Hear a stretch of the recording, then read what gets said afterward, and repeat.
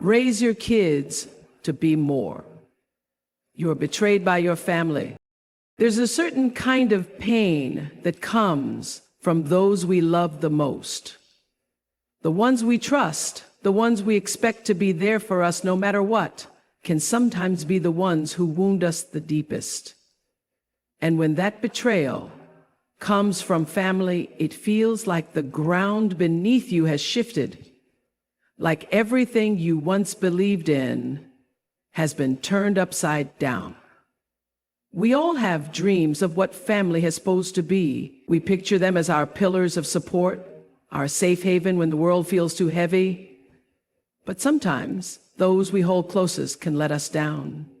Sometimes they are the ones who hurt us, not just emotionally, but in ways that make us question everything we thought we knew about loyalty, love, and trust. It's easy to feel lost when you've been betrayed by your family. You may find yourself questioning your worth, wondering what went wrong, or even blaming yourself. But let me remind you of something important. Betrayal says nothing about your value. It says everything about the person who betrayed you. What betrayal from family forces us to do is a difficult, painful process. Relearning how to stand on our own, how to trust again, and how to protect our hearts from those who might take advantage of our love. It's a process of growth. And while it may not be easy, it can be incredibly freeing. You are not defined by the betrayal. You are defined by your strength in the face of it. You are defined by your ability to rise, to heal, and to rebuild. This moment, this heartbreak, does not get to dictate the rest of your life. You get to choose what happens next. It's important to remember that family doesn't always mean blood. Family is who lifts you up, who supports you, who believes in you when you can't believe in yourself. There's a whole world of people out there who will cherish you, who will respect you, and who will show you the love and loyalty you deserve. Never forget that you are worthy of that kind of love. So yes, the pain of betrayal from family can feel like a weight you can't shake off, but it will not last forever. You have within you the ability to heal, to forgive, not for them, but for yourself. You can walk away from the betrayal stronger, more self-assured, and with a renewed sense of purpose. Remember, your worth is not tied to the people who failed you. It is tied to the strength, resilience, and grace that you carry within. The future is yours to create. Don't let the shadows of the past steal that from you. How does that feel? There's a unique kind of pain that comes when the people you never thought would hurt you become the source of your deepest wounds. We grow up believing that family is forever, that no matter how hard the world gets, there will always be a place at the table for us, arms waiting to comfort us, voices ready to defend us.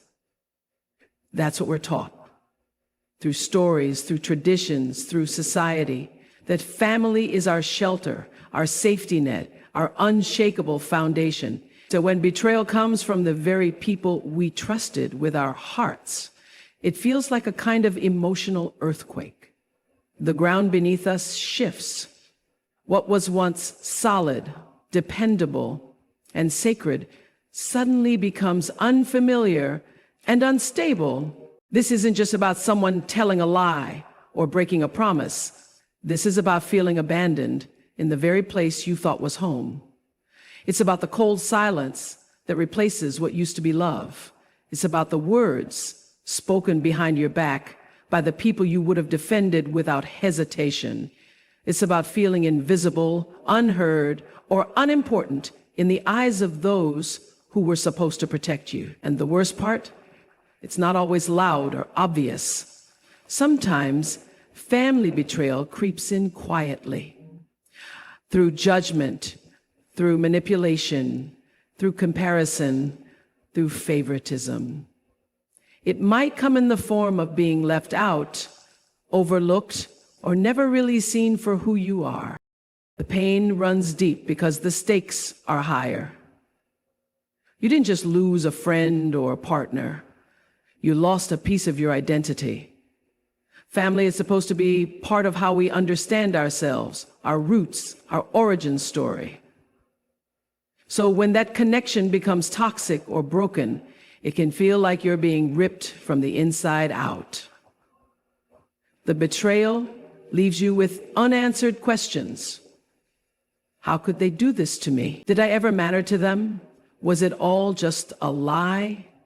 And even when your mind tries to rationalize, your heart just aches.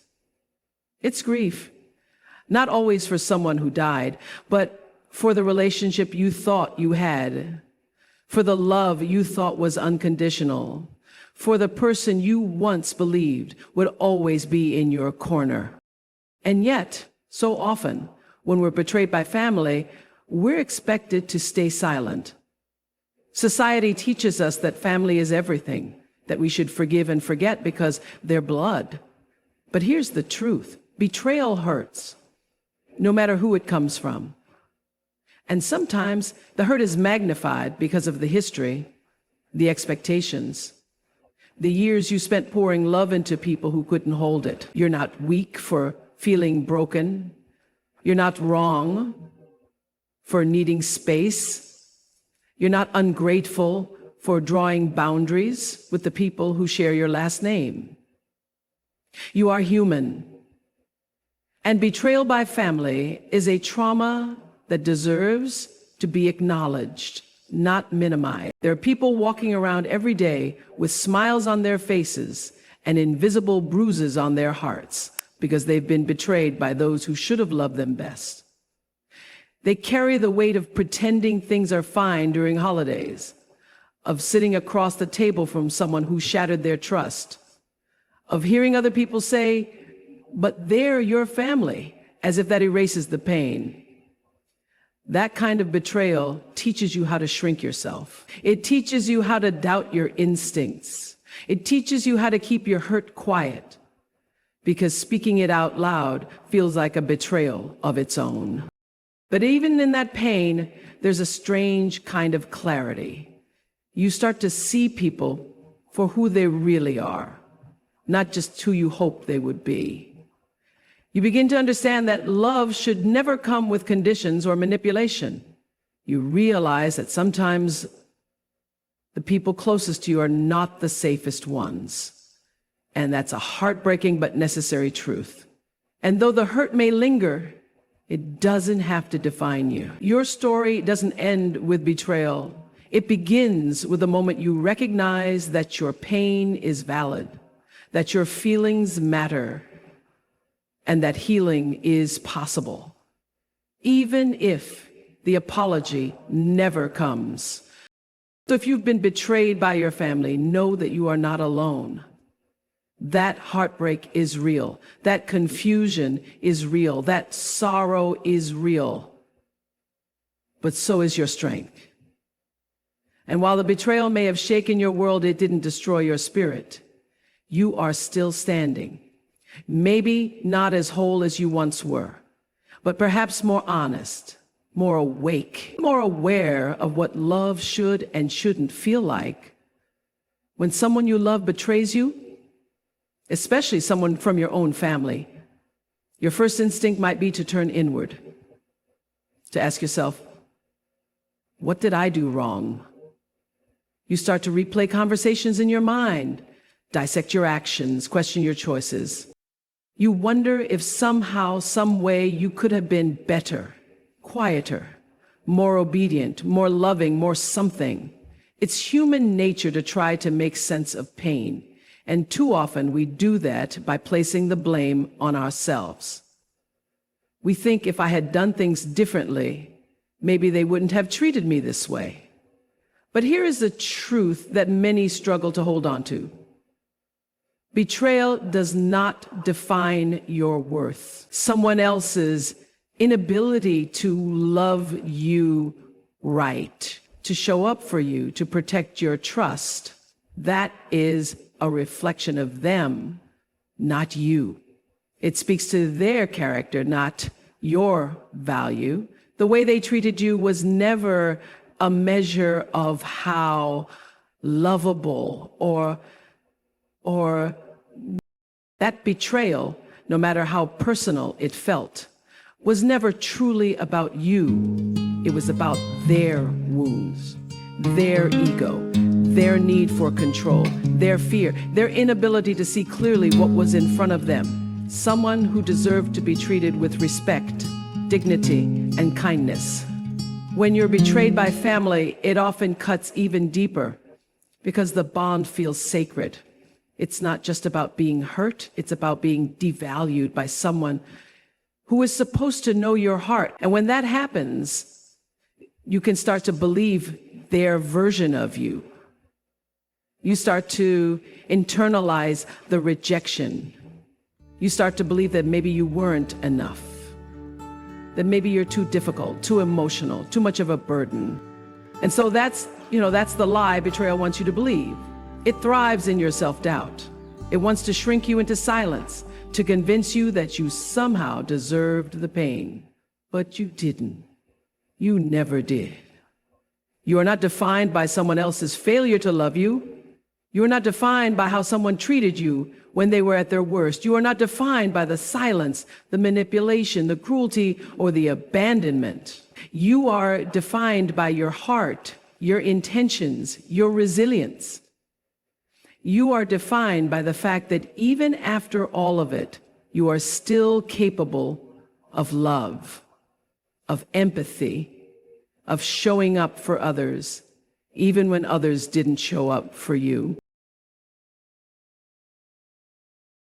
What happens far too often is that we let betrayal shape our identity. We wear it like a secret shame. We try to hide the parts of us that got hurt, thinking that if we toughen up or pretend it didn't matter, it won't hurt as much. But ignoring the pain doesn't erase it. The only way to truly heal is to confront it, to look at the betrayal and say, yes, this happened. Yes, it hurt. But no, it does not get to decide who I am. And part of that healing journey is learning to reclaim your self-worth, to see yourself through your own eyes, not the eyes of someone who couldn't see your light. That means giving yourself permission to feel the pain, to cry over the loss, but also to stand in front of the mirror and remind yourself that you are still whole.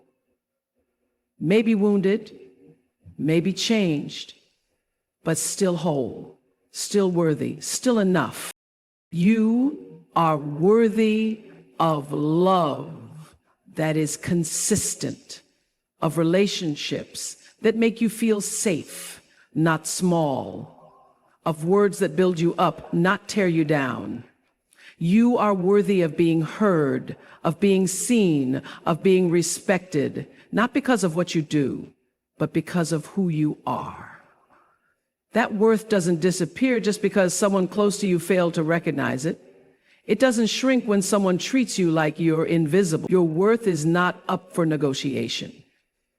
It is not conditional. It is not based on your family's approval, their praise, or their attention. And maybe they didn't see it. Maybe they never will. But that's not your burden to carry. That's not your story to fix.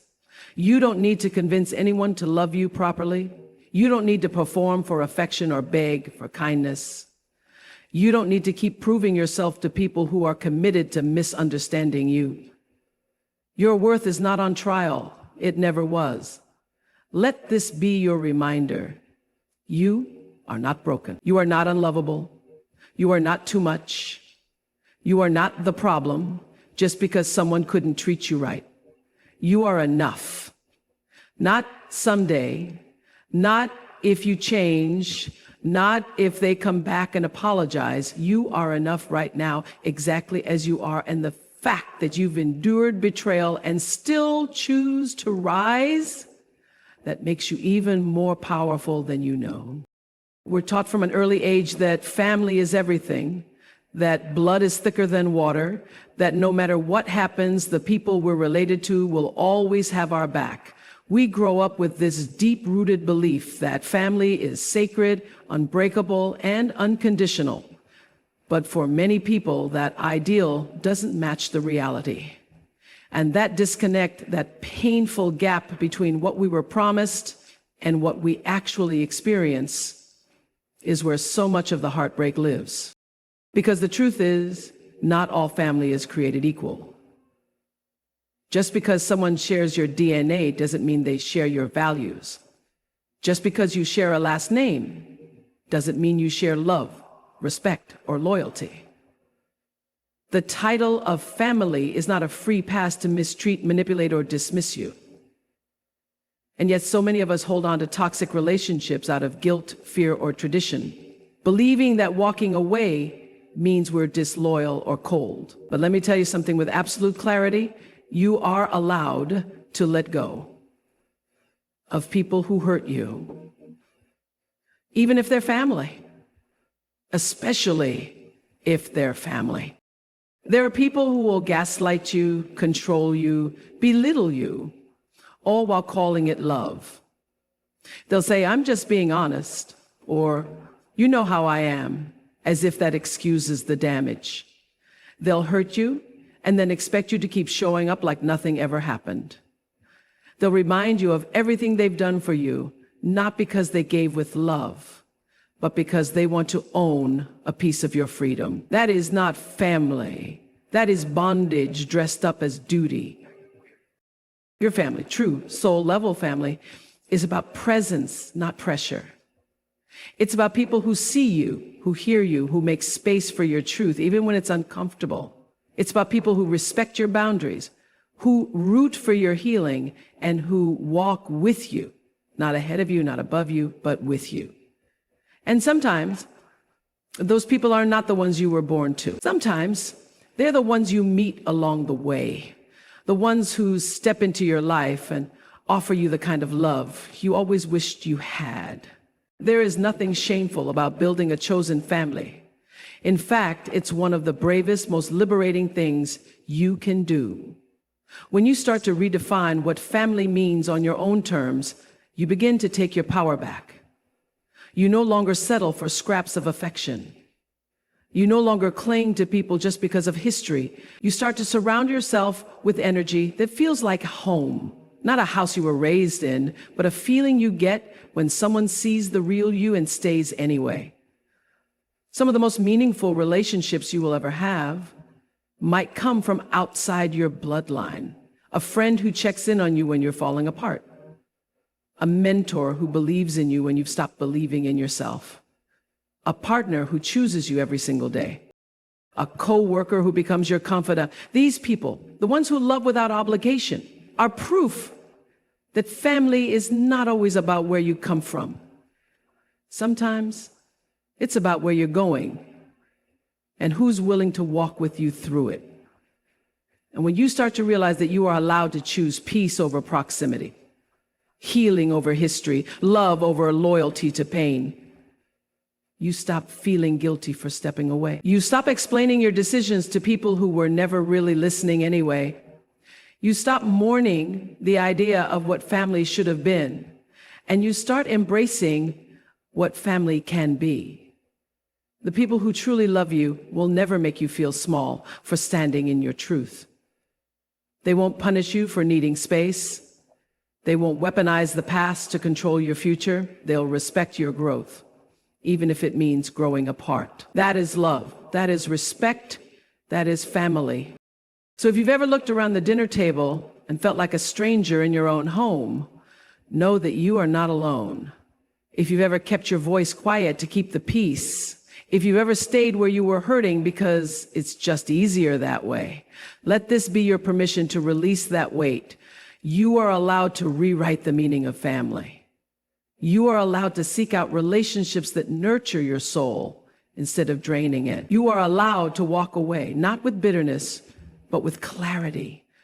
There is no rule that says your loyalty must come at the cost of your mental health. There is no honor in sacrificing your peace just to keep a title intact. Your heart, your energy, your life, they are sacred. And the people who deserve to be called family are the ones who honor that sacredness with gentleness, with honesty, and with love. That feels like freedom, not fear.